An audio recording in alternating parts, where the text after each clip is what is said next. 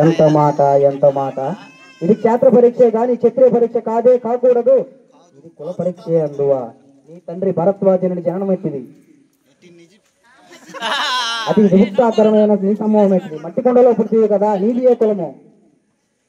ఇంత ఏళ్ళ ఆత్మపితామహుడు కురుకుల ఉత్తరాని ఈ శాంతనుడు శివసముద్రంలో భార్య ఏదో గంగా గర్భులమా జన్మించలేదా. ఈయనది ఏ కులము. నాతో చెప్పిస్తేమయ్యా, మా వంశమునకు మూల పురుషుడైన వశిష్ఠుడు దేవవయసులకు ఊర్వశి పుత్రుడు కాడా.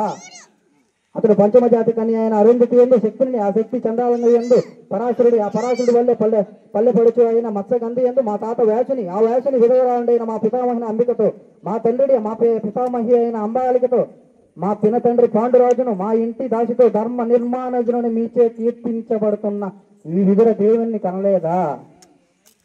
సందర్భావసరాలను బట్టి క్షేత్ర బీజ ప్రాధాన్యతతో సంకరమైన మా కురు వంశమునకు ఏనాడో కులహీనమైనది కాగా నేడు కులము కులము అని వార్తవాదనలు ఎందుకు.